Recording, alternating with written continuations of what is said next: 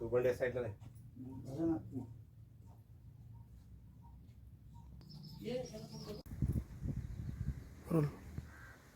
सध्या आपण डहाणू तालुक्यातील आस्वाली ग्रामपंचायतीच्या राऊतपाड्यात सध्या आपण आहोत.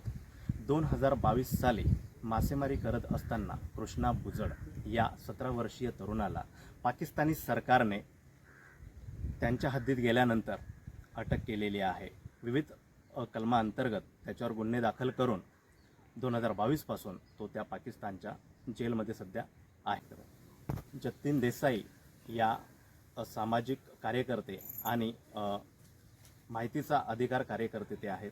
त्यांनी माहिती प्रसारित केली आणि ही जी काही शिक्षा आहे ती अवैध शिक्षा आहे असं ते त्यांच्या माध्यमातून त्यांनी सांगितलेलं आहे. आता या गोष्टीला उलटून साधारण 3 ते 3.5 वर्ष झालेली आहेत आणि अजूनही पाकिस्तान सरकारने कृष्णाला सोडलेलं नाही आहे. कृष्णासोबत आणखी काही याच भागातील तरुण पाकिस्तानी जेलमध्ये सध्या आहेत. त्यापैकी आपण कृष्णा बुजड या तरुणाच्या घरी सध्या आपण आहोत. आपण त्याच्या आजीशी जरा बोलणार आहोत, जाणून घेणार आहोत नक्की काय त्यांचं म्हणणं आहे. आता आजी, काय सांगाल? तुमचा नातू कृष्णा जो आहे आता सध्या पाकिस्तान सरकारच्या जेलमध्ये आहे, काय तुमची अपेक्षा आहे? कृष्णा बुजड आहे पाकिस्तानात जेलीत. मला सोडवून ना द्या ना हे ते मला मी कशी काय जगीन ना.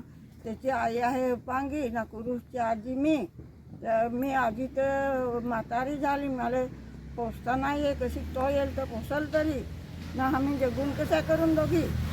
एक तर पांगी ना, एक तर माझा पण पोर अजून हारीत. पुरुष ना हो त्याच्यात ना, नवशा पण त्याच्यात गेली. तू मला नांगायचा कोणीच आहे नाही. माझा नाता कोणी नाही. कशी काय जगीन ना, काय करीन आता मला सोडवून दे.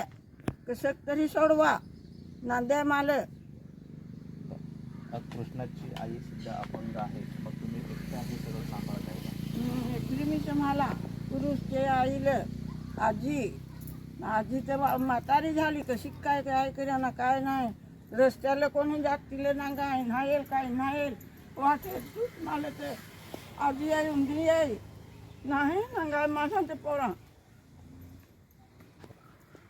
तर नक्कीच आपण पाहिलं असेल या होत्या कृष्णाच्या आजी ज्या आहेत त्या म्हणजे कृष्णाची जी आई आहे ती पूर्णतः अपंग आहे, ऐकू येत नाही, बोलताही येत नाही. आणि आजी जी आहे ती एकटीच हा घरगाडा जो आहे गेल्या काही वर्षापासून कृष्णा पाकिस्तान जेलमध्ये असल्याच्या नंतर गेल्या काही वर्षापासून तिची फरफट जी आहे ती सुरू आहे.